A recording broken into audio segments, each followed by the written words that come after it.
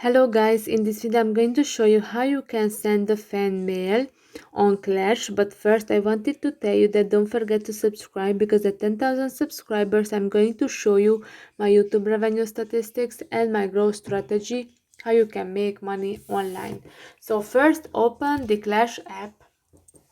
After that, if you want to send a message to someone, then you can do this in two ways. The first, click on that purple colorful icon there, and you can see at the top that mail icon. Click on that, and now you can select the amount you want to send, and after that, what do you want to say? You can type here a message, and after that click on the send fan mail.